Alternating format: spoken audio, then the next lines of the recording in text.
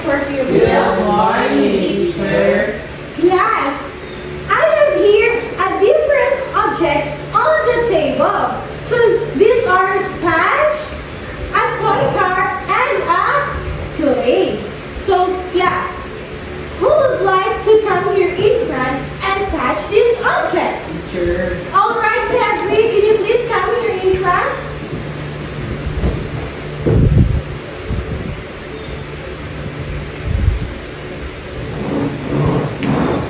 Okay, let's see.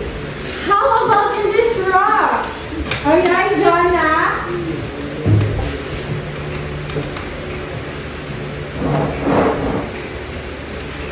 All right, class. How do you feel, or how does the object feels like when we touch it? All right, Debbie, can you please stand? Feel soft and squeezy. All right, very good. How about you, Jonah? Ang clay teacher, sinasabi ng shape, then ang cycle teacher, minsan ito move sa picture. All right, very good. So, class, for your activity, I want you to observe me as I apply force on object. Understand, class? Yes, teacher. So, class, this one, what object is this? Ruler. So, what did I do in this object? All right, David, what did I do in the ruler? You bend the ruler, teacher. All right, very good. Can we please give David a 3 claps?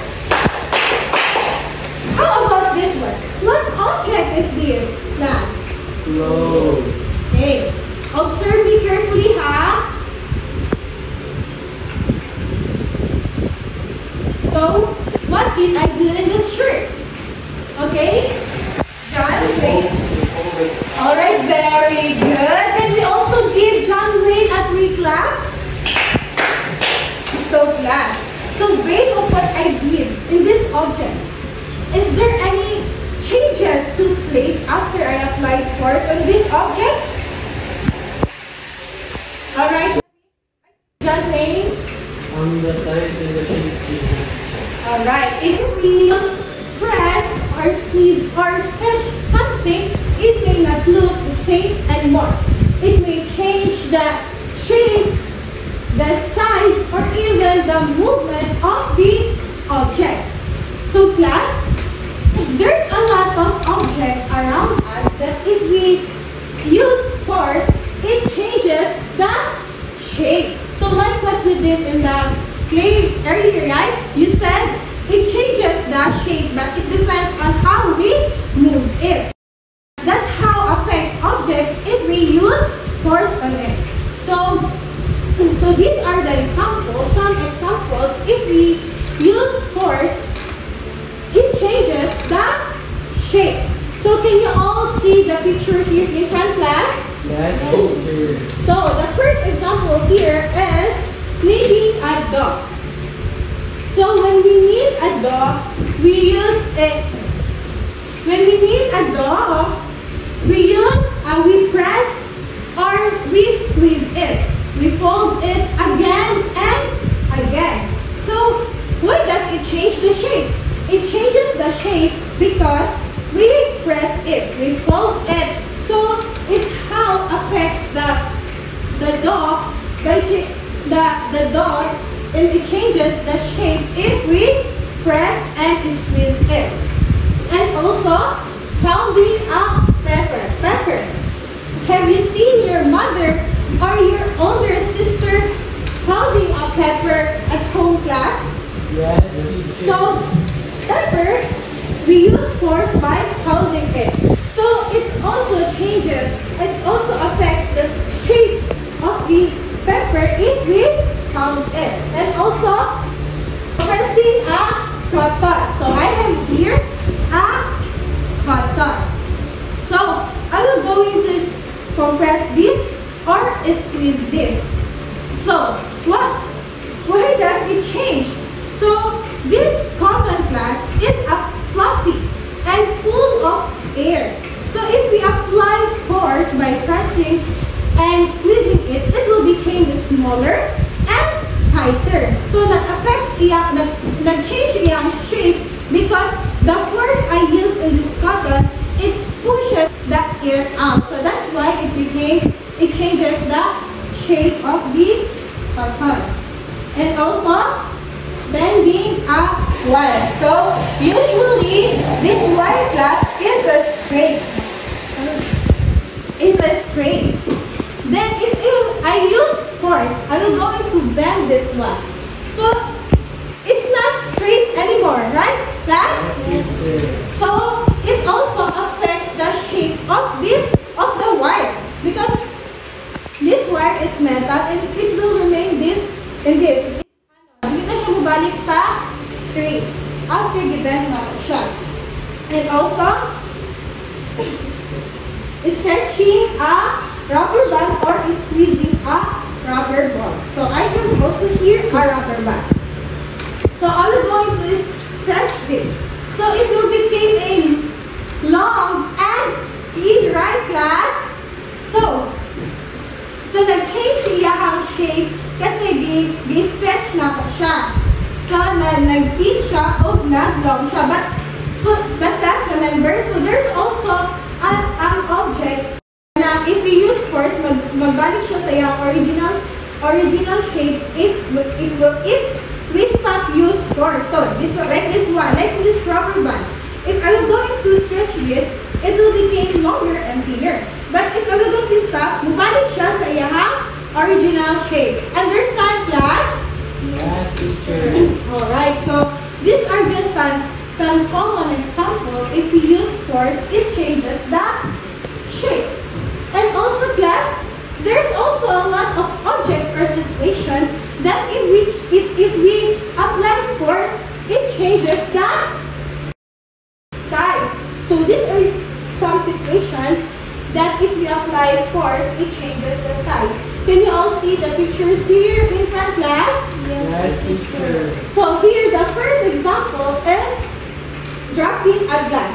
So, have you ever experienced or encountered na naka-drop, naka-gasabol baso? Yes, teacher. So before, ang glass kay buo pa siya. But after we drop it, it will become into a smaller pieces. So, naapektuhan ang size sa glass. Diba? Also, pounding a garlic. So, pounding a garlic is also an example of changing the size because ang garlic, at first, kay buo pa siya. After we pound it, it will become also into a smaller pieces. And cutting up paper. So, I have here for a paper for you to show you kung ano jud ang ma-change jud ang size sa object kung i-cut na to ang paper. At first, buo pa siya, right? So, I'm going to cut this.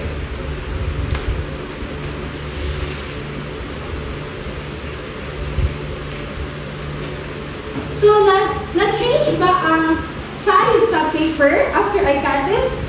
Yes, teacher. So, it will become small, right? So, that's how nagamit ka of force by cutting the paper. So, that's how affects the size of the object if we apply force. And also, sharpening a pencil. So, I have also here a pencil and a sharpener. So, I will go into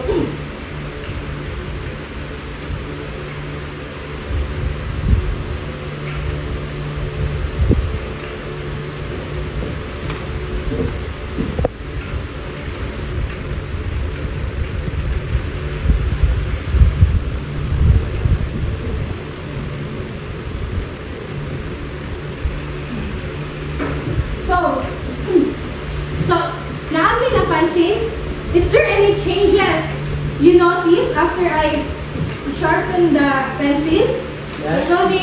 So these are just some common situations or objects that if we apply force, it changes the size. But remember, class, there's also an object that if we apply force, it changes the shape and also it will also changes the size. Like in this sponge, diba? Also the shape. They were square. So, nag-change iyang shape kung i-squeeze na po siya. And also, iyang size, nindamay po siya. So, namin mga objects na mag-change iyang shape o mag-change po ang size. Understand, class? Yes, teacher. Alright. So if we use force, mag-change lang ang shape of the size, there's also a situation if we apply force of an object, it ma-affect ang movement. So, kita mo ni sa example dire. Yes, teacher. So here, an example is when a football player applies force by kicking the ball in different directions. So, force can change how fast or slow the movement of the object. The ball travels farther when the force applied to it is stronger.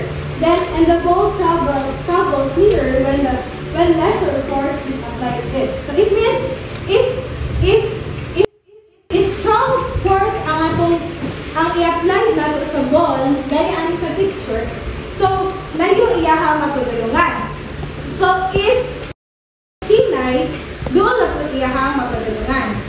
So class, I have here a ball to show you makita nyo na ito ang difference if stronger or lesser force ato ang gigamit. So here says that if we use stronger force, ang ball travels layo. If we use lesser force, doon na ang mapadulungan sa bola. So now, I'm going to gamitin na ito ang stronger force. For us, para makita din nato kung ang effect sa force sa movement.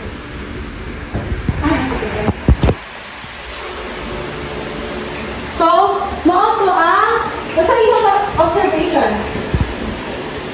Tayo. Okay. On this time, I will going to use a lesser force. Stop na rin. So, nasa ba inyong observation? Nasa difference atong una na kick na ko o karol? Ang una kay Layo. Ang ikadwa kay Pinay. Alright. So, that's how affects a force affects movement. And kada mag-change po diyahang direction. So, class, nasabutan na ba ninyo ako ang natang discussions today? Yes, teacher. So, do you have some questions or clarifications? None, teacher. So since none, so we're going to have a group activity. So I will be dividing you into 8 groups. So this will be the group 1, group 2, and group 3. So I have here, class, materials for your group activity. So for the group 1, you will have the ball, and for the group 2, you will have the paper, and for the group 3, you will have the towel. So before we start, let us read first the directions. Each group will perform a simple experiment. Afterwards, you will observe the changes and explain your findings.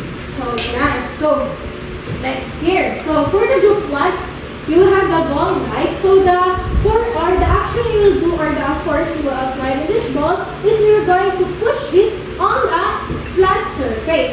And as for the group 2, you're going to fold and crumple this paper. And for the group 3, we're going to twist and release this paper. And after that class, you will have only one representative of each group to present your findings and to present and explain your findings here in front. Understand, class? Yes, teacher. Okay. Group 1, Group 2, and Group 3. We're going to answer this observation class. Understand, class? Yes. So you will now start doing your activities. Are you done, class? Yes, teacher. So the first group, can you please come here here the representative of your group to present your findings. Come here in front.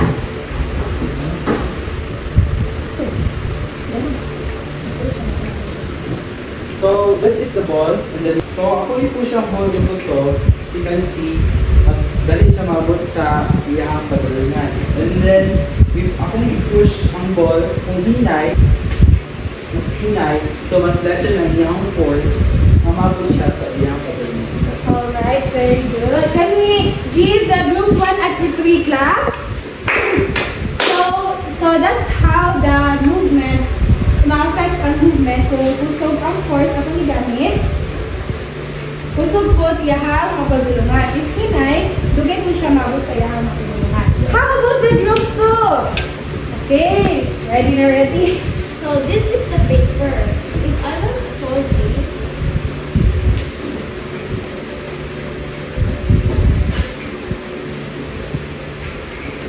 sabi ang size sa paper. Pag ako from